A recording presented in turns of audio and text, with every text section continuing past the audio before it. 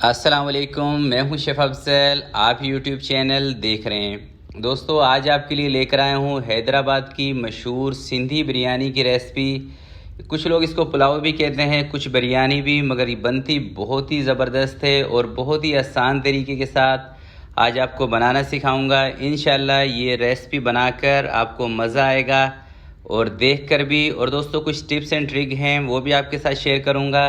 तो बहुत ही ज़बरदस्त आज की वीडियो होने वाली है। तो बिना टाइम ज़ाय किए चलते हैं इस ज़बरदस्त सी रेसिपी की तरफ और इसको बनाना स्टार्ट करते हैं। बिस्मिल्लाहिर्रहमानिर्रहीम। सबसे पहले दोस्तों हमने गोश्त को उबाल लेना है। तो ये है मेरे पास 750 ग्राम, यानी कि 3 पाव बीफ का गोश्त हड्डी वाला लिया है मैंने, और थोड़ा सा चीकना भी है। तो 1 चम्मच के करीब इसके अंदर साबुत गरम मसाला जो है वो इसमें ऐड करेंगे, और 1½ टेबल स्पून अदरक और लहसुन का पेस्ट ये इसमें शामिल करेंगे, और 1 चम्मच के करीब इसके अंदर नमक शामिल करेंगे, और 1 लीटर पानी। तो ½ केजी दोस्तों मेरे पास चावल हैं, तो उसकी हमने पकानी है पुलाव। तो 1 लीटर पानी इसके अंदर मैं ऐड कर रहा हूँ। तो तकरीबन 3 पाव के करीब हमें यखनी चाहिए होगी। और अब इसको कवर लगा के शुरू के जो 2 से 3 मिनट हैं उसमें फ्लेम हम हाई रखेंगे। जैसे ही इसकी सीटी स्टार्ट हो जाएगी फिर 10 से 12 मिनट मीडियम फ्लेम पे इसको कुक करेंगे। तो इंशाल्लाह गोश्त हमारा बेहतरीन टेंडर हो जाएगा। ज़्यादा गोश्त को गलाना नहीं है, बस 90% तक गोश्त को गलाना है।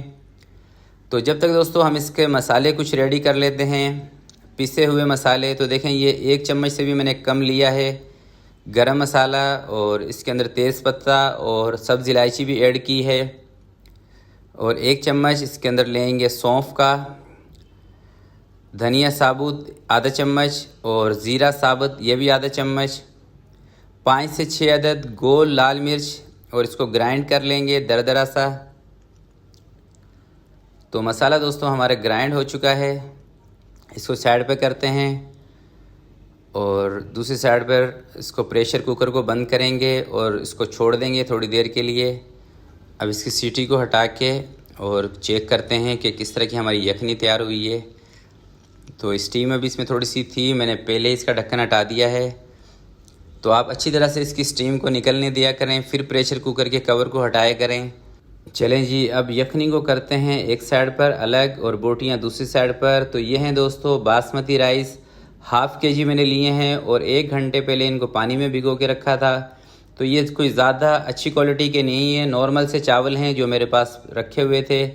तो आज इंशाल्लाह उसी के साथ आपको बनाना सिखाऊंगा और आपको मज़ा आएगा। तो चावलों को दोस्तों कम से कम 1 घंटे तो पानी में लाजमी भिगोया करें, चाहे बासमती राइस भी हों आपके पास फिर भी, क्योंकि चावल मांगते हैं पानी, और पानी जितना ज़्यादा आप इनको देंगे उतने ही अच्छी आपकी बिरयानी बनेगी, चावल बनेंगे, पुलाव बना लें, कुछ भी आप बना लें। तो चावलों को पानी आपने लाजमी सही देना है, यानी कि इनको भिगोना सही है। तो अब एक कढ़ाई रखते हैं चूल्हे पे, जिसके अंदर हमने बनानी है ये बिरयानी पुलाव। तो 1 कप कुकिंग ऑयल, और 1½ चम्मच इसके अंदर अदरक और लहसुन का पेस्ट, और नमक क्योंकि हमने यखनी में भी शामिल किया था इसलिए आधा चम्मच नमक का। और 1 मिनट के लिए अदरक और लहसुन के पेस्ट को करते हैं फ्राई।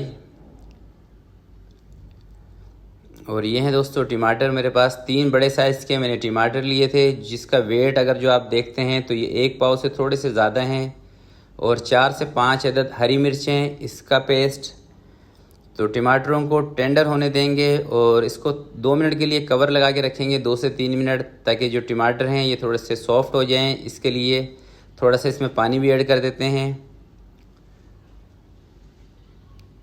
और अब इसको दोस्तों मैं कवर करके थोड़ी सी देर के लिए रख देता हूँ ताकि टमाटर मैश हो जाएं।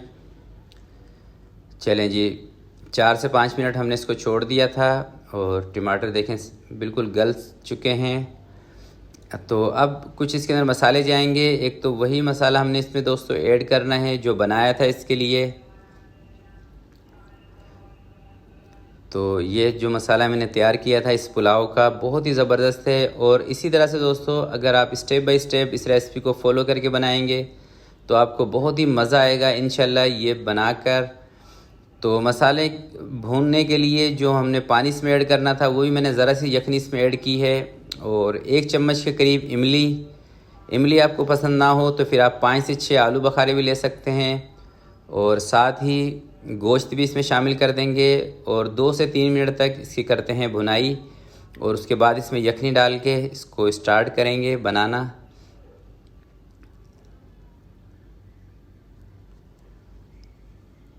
चलें जी, गोश्त के साथ और मसाले की 2 से 3 मिनट भुनाई हो चुकी है कंप्लीट। अब इसके अंदर यखनी ऐड करनी है। तो दोस्तों चावल हैं हमारे पास हाफ़ kg। तो इसके अंदर जो यखनी जाएगी वो जाएगी 750 ml यानी कि 3 पाव। तो ये चावल हैं थोड़े से हल्के वाले। अगर आपके पास अच्छे वाले चावल हों यानी कि 300 साढ़े 300 रुपये पर kg वाले, फिर दोस्तों आपने यखनी थोड़ी सी और ज़्यादा ऐड करनी है, क्योंकि चावल बनते ही पानी के साथ हैं, यखनी के साथ हैं। तो जब आप इस तरह की बिरयानी बना रहे होंगे, पुलाव बना रहे होंगे, तो पानी चावलों में डालने से आपने घबराना नहीं है, क्योंकि दोस्तों जब हम चावलों के अंदर पानी कम उनको देते हैं तो फिर चावल हमारे उनकी जो लेंथ है वो नहीं बढ़ती, खड़े खड़े से रह जाते हैं, जूसी बिरयानी या पुलाव हमारी नहीं बनती। तो ये रेसिपी दोस्तों मैं बना रहा हूँ घर के हिसाब से, और कमर्शियली जो बनाई जाती है वो ये रेसिपी बनती है सेला चावल के साथ। तो वो थोड़ी सी डिफरेंट रेसिपी है। तो घर में अगर जो आपने बनाने हो इतनी ही क्वांटिटी में, फिर आपने इसी तरह से बनाने हैं। तो मेरे पास ये जो चावल हैं ये थोड़े से हल्के वाले चावल हैं और बासमती राइस हैं, इतने अच्छे नहीं हैं। और फिर भी मैं उम्मीद करूँगा इंशाल्लाह इसकी लेंथ अच्छी होगी। तो जब तक चावलों को उबाल आ जाए, देखें जी उबाल इसके अंदर आ गया है। और इस स्टेज पर दोस्तों एक बात आपने ख़ास ख्याल रखना है कि नमक इसमें पूरा होना चाहिए। अगर जो नमक इस स्टेज पर कम होगा तो आपकी बिरयानी हो, पुलाव हो, इसके अंदर नमक कम रह जाएगा।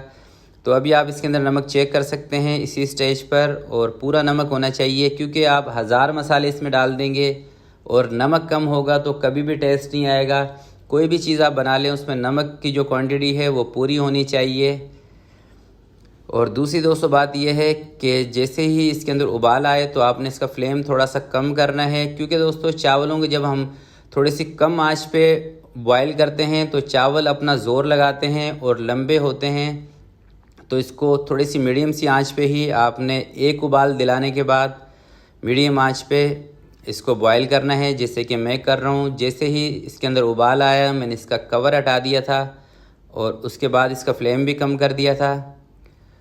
और खुशबू के लिए इसके अंदर मैं थोड़ा सा शामिल करूँगा केवड़ा वाटर। तो इसी के अंदर दोस्तों एक केवड़ा एसेंस भी मिलता है, वो तेज़ होता है। उसके सिर्फ आपने जस्ट 2 से 3 कतरे इसमें ऐड करने हैं, ज़्यादा नहीं, क्योंकि इतनी क्वांटिटी में अगर आप केवड़ा एसेंस इसके अंदर डाल देंगे तो बिरयानी आपकी कड़वी हो जाएगी, क्योंकि वो बहुत तेज़ होता है। ये है केवड़ा वाटर जो मैंने ऐड किया है, और जो दूसरा छोटी बोतल में मिलता है वो है केवड़ा एसेंस। तो इन दो चीज़ों का डिफरेंस आपको मालूम होना चाहिए ताकि आपकी रेसिपी ख़राब ना हो, इसलिए मैंने आपको ये भी बता दिया है। और इसी दौरान हमारे चावलों ने यखनी भी सारी उठा ली है। तो एक दफ़ा इस तरह से इसको सेट कर दें अच्छी तरह से, और अब इसको रखते हैं दम पे। मगर उससे पहले थोड़ा सा इसको कलरफुल करने के लिए ज़र्दा कलर पानी में हल करके थोड़ा सा, ताकि थोड़ा सा इसको कलर आ जाए और ये अच्छी लगे। और सिंधी बिरयानी का दोस्तों स्टाइल भी यही है, तो इसलिए। और थोड़ी सी इसके ऊपर मैं फ्राई प्याज भी डाल देता हूँ। तो दोस्तों ये जो फ्राई प्याज है मेरे पास, ये मैंने बाज़ार से परचेज़ की है। इसके अंदर भी आपको 2 तरह की मिलती हैं, एक हलीम वाली प्याज मिलती है, एक बिरयानी वाली। तो घर के इस्तेमाल के लिए दोस्तों आपने हमेशा बाज़ार से बिरयानी वाली प्याज परचेज़ करनी है। और इसकी रीज़न क्या है बिरयानी और इसमें क्या डिफरेंस है, फिर किसी वीडियो में आपको बताऊंगा। तो 10 मिनट इसको दम पे लगा देते हैं और फिर मिलते हैं इंशाल्लाह 10 मिनट के बाद। चलें दोस्तों, 10 मिनट हमने अपनी बिरयानी को, पुलाव को दम पे लगाया था, और माशाल्लाह से इतनी ज़बरदस्त इसमें से खुशबू आ रही है कि मैं आपको बता नहीं सकता। और देखें कलरफुल कितनी ज़बरदस्त बनी है। और अभी आपको डिश आउट करके दिखाता हूँ। तो देखें माशाल्लाह से कितनी ज़बरदस्त जूसी हमारी बिरयानी, पुलाव। तो प्यारे दोस्तों, इस तरह से स्टेप बाय स्टेप आप इस रेसिपी को फॉलो करके बनाएंगे तो इंशाल्लाह आपको ये बना के भी मज़ा आएगा। और आप किसी भी पार्टी के लिए बनाएं, दावत के लिए बनाएं, तो इंशाल्लाह आपके जो गेस्ट आएंगे वो इसकी रेसिपी आपसे ज़रूर पूछ के जाएंगे, क्योंकि ये बहुत ही मज़े की ये पुलाव बनती है। तो ज़रूर ट्राई कीजिएगा, और आपकी ये पुलाव कैसी बनी मुझे कमेंट्स बॉक्स में ज़रूर बताइएगा। तो आज की वीडियो के लिए बस इतना ही। तो मिलते हैं इंशाल्लाह फिर किसी नेक्स्ट वीडियो में। तब तक के लिए अपना बहुत सारा ख्याल रखिएगा, अपने वालिदैन का ख्याल रखिएगा। अल्लाह हाफिज़।